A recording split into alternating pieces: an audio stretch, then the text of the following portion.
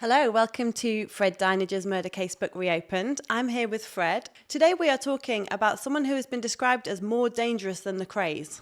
It didn't matter who his victims were, whether they were his family, workmates, school friends, they were just guinea pigs to him. Yes, I am fascinated by serial killers.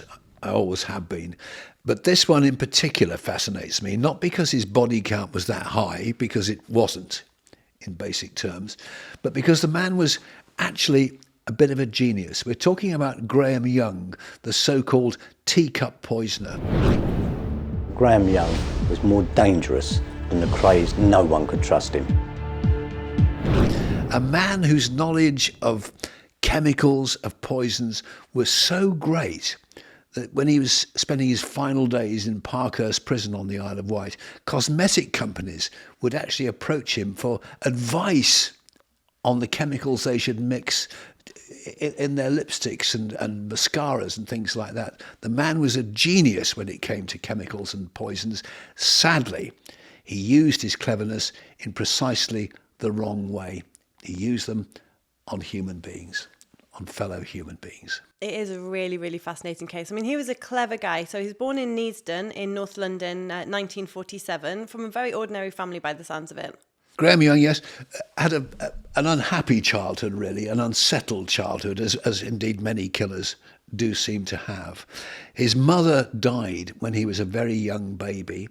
His dad, Fred, couldn't cope with bringing up a young baby, so sort of farmed him out, really, to an auntie whom, as he grew up, he didn't really like. Then his father remarried a lady called Molly and called him back home to live with Fred, Molly, and his sister, Winifred. So him and his stepmother were always at loggerheads by the sound of it, and her discipline methods sometimes really rubbed him up the wrong way. So, for example, she at one point destroyed his plane collection. She destroyed his plane collection. He wasn't getting on well with her anyway. They were at loggerheads from the moment he returned home from his auntie's. But she destroyed, his beloved toy, and if you like, that was the last straw, and that's when her card was well and truly marked. He really, really didn't like her. He was always fascinated by chemicals and poisons, always fascinated as well by Nazism. He sort of had a thing about Hitler and the Nazis. It was a really big thing in his life from a very young age. I suppose he was only born a couple of years after the Second World War, so all of that was very present at the time. Very much so. He was always keen on chemistry and chemicals, an interest which was further enhanced when he was given a chemistry set when he passed his 11 plus exam.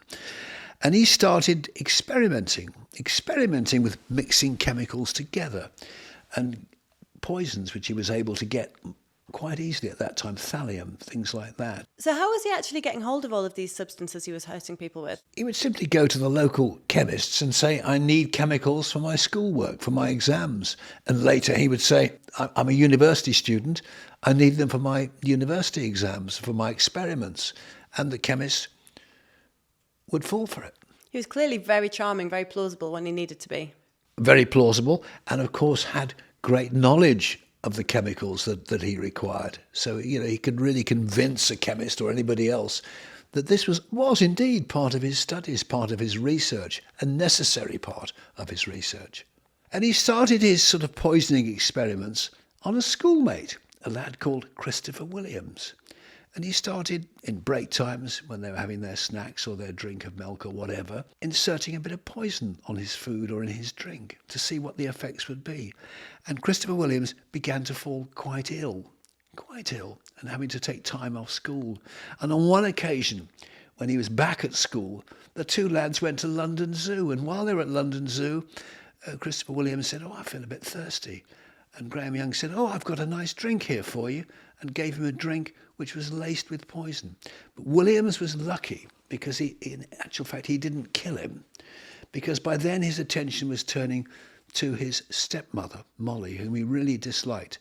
And he began systematically poisoning his stepmother so that she became violently ill, violently sick. And he was also interfering with the food and drink of his dad and his older sister as well. So you chatted with a journalist and author called Anthony Holden, who's written a book about this story. And he told you that no one at any point really suspected, despite his fascination with chemistry, despite the, I'm guessing, quite open animosity he showed towards his stepmother, no one suspected him of interfering with his family's food. No, it's quite extraordinary. I mean, they didn't know what was causing the family to be so sick, but they sort of put it down to a viral illness or something like that. And then one day, Fred, his father, came home and found Molly, the stepmother, in the back garden, lying on the lawn, in absolute agony. And the father couldn't understand it, and although he'd been feeling not well himself, and the father looked up at a bedroom window, and there, staring down with cold eyes, was the young Graham Young, just looking at it, just taking it all in, but not doing anything. He's just staring, watching what was happening. Molly was rushed to hospital, and eventually she died. And it was all put down, I think, to the after effects of an accident she'd had, a motor accident she'd had some time before. There was no post-mortem, and she was cremated. And it obviously was a tremendously bad time for the father, Fred, who himself started to get more and more sick because Graham Young was feeding him more and more poison. Graham Young never showed any sign of remorse, not just about killing his stepmother, who he may have had some objections to, but his own father, Fred, was permanently damaged, his liver, etc., by the poison that Graham fed to him. His sister Winifred was damaged. These were people who had been nice to him and friendly to him and paternal or sisterly. The last people you'd think he would go after, but they were just the nearest to hand. You spoke with criminologist Professor David Wilson, and he said that Young was showing signs of psychopathy even from this early age, that ability to watch his stepmother, even if it was someone he didn't like, writhing in pain in the garden, clutching her stomach, screaming in agony, and to be completely impassive in that moment, suggests that he really did struggle with empathy. Absolutely. And not only that, he was so cold-hearted about it, he would actually make notes about, how much poison he'd given his stepmother or his father or his sister. He'd keep a little documents noting down the amounts he'd given them, what he'd given them, and the effect it had had on them. And the father eventually got so ill, he was taken to hospital, and Graham Young went along to visit him. And the doctor was talking to the father, couldn't work out what the problem was, suggested that he had been sort of poisoned in some form or another. And Graham Young started butting in the conversation and correcting the doctor and saying, no, he's not taken that, he's taken this, he must have taken that amount. He was giving the game away, which of course was his eventual downfall anyway at the end of his criminal career. And the doctors were really, really suspicious by this time and carried out further examinations, discovered that in fact his father, Fred, had been poisoned. And that's when, for the first time, Graham Young was incarcerated. So he was so keen to show off his knowledge that he just couldn't resist sharing his understanding of poisons and what they did. And then when the doctors contacted the police contacted the school, it turned out that his chemistry teacher had also got some concerns. And when he looked in his desk at school, he'd got all sorts of paraphernalia in there that he probably shouldn't have had as a 14-year-old boy. And they got a psychologist to interview him, and he actually managed to draw out from him the fact that he had been poisoning his family. Yes, that's correct. And the paraphernalia he got in his school desk was absolutely amazing. And when they went to his home, of course, into his bedroom at his home, all sorts of things in there that he shouldn't have had. When he's at school, he's useless in virtually every other subject except for chemistry. The chemistry teacher becomes suspicious. Other family members are suspicious of these continuing health problems in Young's family. And so the chemistry teacher finds poisons in his desk, calls the family doctor calls in a psychiatrist. The psychiatrist and the police interview Young on the pretext that his knowledge of chemistry is so great. Perhaps he's already already at university level. Young, of course, revealing the true nature of the psychopath, the true nature of the serial killer, is desperate for the attention and, of course, shows off. His arrogance knows no bounds. So he was sent to Broadmoor for GBH against his father and sister, which he'd admitted, but not for the murder of his stepmother Molly, because that's not what her post-mortem had said she died of. So he kind of got away with that one. But when he was sent to Broadmoor, he was just 14 years old. I mean, that's very young. 14 years of age, it's incredible that someone of that age should be sent to Broadmoor to live alongside much older people with really serious mental problems. But he settled into Broadmoor all right and made great friends with Ian Brady, the Moors murderer, who shared with Graham Young a love of Hitler and Nazism. As you say, he settled in really well to Broadmoor. There was one suspicious death in his first year or so of being there, a guy called John Berridge, who died of what was discovered to be cyanide poisoning. Yeah, I mean, there's always the suggestion, whenever Graham Young's around, anyone who dies of some sort of poisoning, it's got to be him. Who knows? It's perfectly possible. It's perfectly possible. I mean, it was obviously hard to get hold of chemicals we'd hope it'd be hard to get hold of chemicals in a secure mental institution. But there was a theory that that he had made cyanide from laurel leaves from bushes found in the grounds. Well, he had done tremendous studies on poisons and where you can get them from. So it is quite possible, yes, that laurel leaves produced the necessary poison that he required. But Young, he was clever, because he knew if he behaved himself, he could get a shorter term inside Broadmoor, and indeed, that is what he eventually got. He got out after 8 years. Although it took him a while to come to that realisation, because there were suspicions in the early year or so, the first year or so of his incarceration, that he was making little attempts to poison people, that he was perhaps dosing the tea urn, or when he was given responsibilities to hand out cups of tea to staff, and some of them were found to not taste quite right. So I think he was giving it a little go to begin with, but then he realised that was not the route to ever getting out. No, I mean, it's probably true. I mean, I don't think Graham could stop himself from trying to poison people. I mean, he was a totally misguided genius, really, but he couldn't stop himself. And they even say when he eventually was in Parkhurst prison, there were strange things were happening in Parkhurst prison. But I don't know whether that's a myth or not. We could be being a bit harsh on him here. Yeah, you chatted with Bobby Cummins, who was actually incarcerated in Parkhurst with him at the same time. So Bobby Cummins is an ex-offender, and he said that no one wanted a cup of tea made by him. Yes, absolutely. Yeah, Bobby Cummins, who went down as Britain's youngest ever bank robber at the time, was in Parkhurst prison at the same time as Reggie Cray, and also Graham Young, the Teacup Poisoner. And Bobby said, yeah, obviously all the prisoners were extremely nervous about being anywhere near Graham Young, and certainly wouldn't share food or drink with him for obvious reasons. Bobby, you've actually met him. What sort of bloke was he? Well, let's put it this way, Fred. We're sitting here having a cup of tea. I think we'd not be picking up those cups if we had Graham in our company and knew that he poured it. I wouldn't even say you drink it first to see whether it was all right, because the chances are he would know exactly how much to drink that wouldn't hurt him, and I'd drink it and it'd kill me. No, not in a million years. I wouldn't even sit on a table with him in case he dusted it with something. That's how dangerous we're talking about. As I said, he make the crazy look like any of your bad men, look like amateur street fighters. This guy was deadly.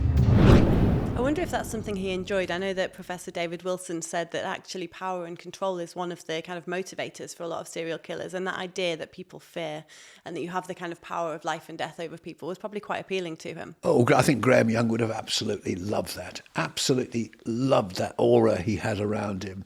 He was brilliant at conning people, and he conned the medical staff at Broadmoor into believing he was completely safe. He'd been completely a new man. He'd been saved. He'd seen the error. Youthful phase. Yes, he'd seen the error of his ways. He was going to be okay. He conned them. He absolutely conned them. And so eventually they said, right, you can go for a week's release to stay with your sister, who by this time his sister Winifred had married, had a young child. And Graham Young actually sent them a message saying, Frankenstein is coming to stay with you. Yippee. I mean, God knows what sort of a week they had, but he was as good as gold, obviously, because he wanted to impress the authorities and show them that he was safe to be released. It was an outrage, really, that the Broadmoor authorities let him out, because they were letting him out to kill. So 1971, he's in his early 20s by this point, and he is released, and he enters the world of work again, and he goes to a factory in Bovingdon in Hertfordshire, and he tells them that he's been incarcerated in a mental institution, but he fudges the reason why. He doesn't tell them it's for poisoning his loved ones. No, I mean, it's extraordinary that he went. It was a company dealing in chemicals, with a factory full of chemicals, not necessarily the sort of poisons that Graham Young wanted, but nonetheless, he got a job there. And the funny thing was, it was the Broadmoor authorities who helped to get him the job as a storeman in a chemical factory. This the guy who'd been poisoning his own family. It beggars belief, really. And there's a document which you can see in which the medical staff at Broadmoor say, this young man is fine. You can employ him. He'll be a good employee. He'll be an honest sort of chap. So he went to a chemical firm, as you say, in Hertfordshire. He was trained as a storeman by the Broadmoor Release Service. The next astonishing irony of this story is the poison that Graham was by now interested in was called thallium, which is a heavy metal poison, and its main industrial use is in photography. There are 2 companies in this country that stock thallium to manufacture photographic lenses, and the Broadmoor Placement Service found Graham Young a job in one of these 2 factories, a place called Hadland's Laboratories in a little village called Bovingdon just outside Hemel Hempstead. I mean, it's remarkable. You actually managed to speak with a man called Anthony Oddams, who had been one of his co-workers there, and who actually does remember him starting, said he was quite an unassuming, quiet young man. He was given the responsibility of handing out cups of tea, which is very much, his wheelhouse. Yeah, I mean, they found him as a slightly silent, surly sort of companion, and the thing was, they all said, whatever you do, don't talk to him about Hitler or about the Nazis, because he'll go off on one, and he can't stop talking about it. So that was a subject they all absolutely avoided, because he was still mad about Nazism. Well, when Graham arrived, it was understood that he'd come from some sort of rehabilitation as a result of a mental breakdown.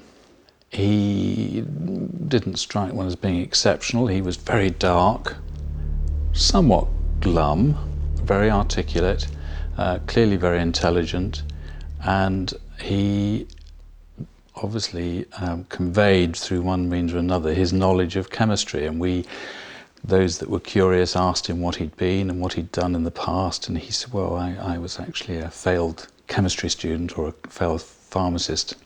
So when those terms, any sort of medically related or chemistry terms, were used, it didn't come as a great surprise, because that's what we believed him to have been. I do remember colleagues saying to me one day, as we were discussing him generally, just don't get him on the subject of Hitler and the Nazis, because it's a favourite topic, and he'll be off on one, basically. And we did smile about it and say, yes, okay, we'll clear of that. But yeah, I mean, they got on all right with him, and he had friends in there, but then systematically started to poison several, maybe as many as 10 of his colleagues. It was quite extraordinary. And then he'd again watch the effects of the poison on them and make notes about how much I've given to him and how much to him, and how sick they were. And some of them were violently ill, none more so than a man called Bob Eagle, who'd been friends with Graham Young. And Bob Eagle got terribly ill. And eventually, terrible bouts of sickness, and eventually he was taken to hospital, where he died. And it was It was diagnosed in the hospital as bronchial pneumonia. Can you believe? They never spotted the poison at all. And Graham Young went to see his widow, Bob Eagle's widow, and suggest, that he be cremated. And she said, well, yeah, that's probably a good idea. So the body of this poor man was cremated. And not only that, the boss of the factory, the boss of this chemical factory, said to Graham Young, I'd like you to accompany me to the funeral of Bob Eagle. So he went to the funeral, the cremation of this man that he'd poisoned, that he'd killed. It beggars belief, doesn't it? Bob Eagle was cremated. And in fact, it was Graham who went round to see the widow and explained to her that cremation was probably the best option these days. And as fate would have it, Hadland, the managing director, chose Graham Young to accompany him to the funeral on behalf of the company because he'd been Bob Eagle's friend. So Graham sat in the crematorium watching the evidence of his crime literally go up in smoke.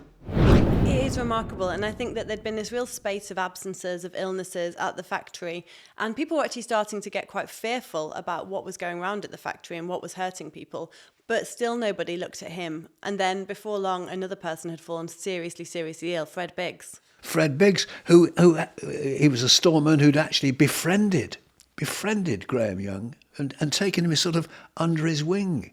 And Fred Biggs, again, felt violently ill, really sick all over the place. And again, they thought, oh, it's a virus. And again, he was rushed to hospital.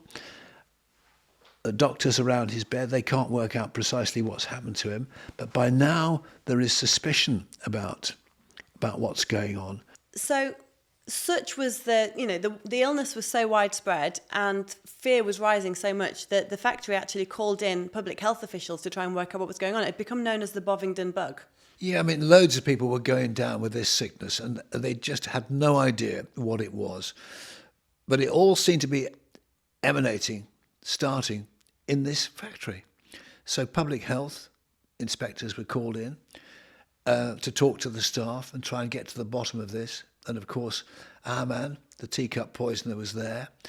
The public health inspectors are letting it be known what they think the cause of all this could be. And suddenly Graham Young starts to contradict them and say, no, this is what's actually happened. This is the drug that's causing the problem. This is the chemical that's causing the problem, etc., etc., etc. Revealing, again, far too much information. And suddenly, people start to get suspicious. Could all this be the work of Graham Young?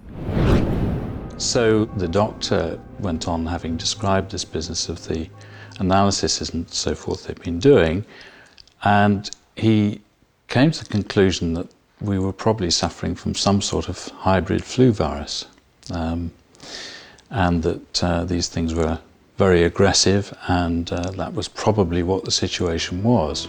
In amongst the concerned staff, one man stood out from the crowd. Graham Young then piped up and started asking questions, and there were very technical terms that he was using. I suppose in a sense we weren't so surprised because of this past experience that we thought he had. His arrogance was such, and his knowledge was such, that he couldn't stop arguing and putting across his point of view, and it was his undoing.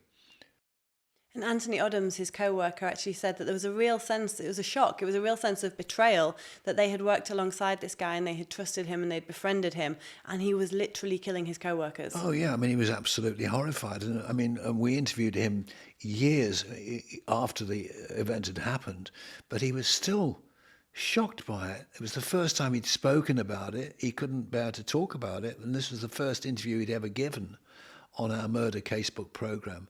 And he was still, you could tell, he was still visibly shocked that this could happen, and it could be, this crime could be carried out by someone they worked alongside. And even if they didn't particularly like him, at least they trusted him. You know, he was a co-worker, and certainly the two victims of Graham Young did like him, and kind of took him under their wings. You know, and it cost both of them their lives. It was quite extraordinary, but he'd given the game away, and that's when the authorities alerted the police, and that was the beginning of the end as far as Graham Young was concerned. So the police went and searched his lodgings where he was staying, and once again, he hadn't really hidden the incriminating trail of evidence. No, he hadn't. It was an extraordinary scene that greeted him. There were all his documents, names written down in code, the amounts of chemicals he'd given to them, on what days he'd given it to them, the effects it had had on them. It was all written down. There were various creatures in the room, dead or alive, where he'd been carrying out experiments on. It was full of Nazi gear, flags and Nazi symbols, etc. It was like a room full of Nazism, really. It was an extraordinary sight that greeted them. And of course, when Fred Biggs died and they carried out the checks on his body, he was full of poison.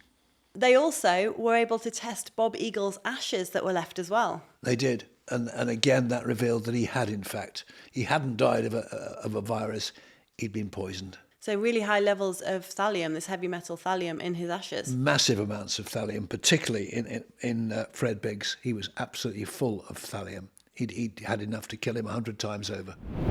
You know, we were a close group, very trusting and understanding of each other.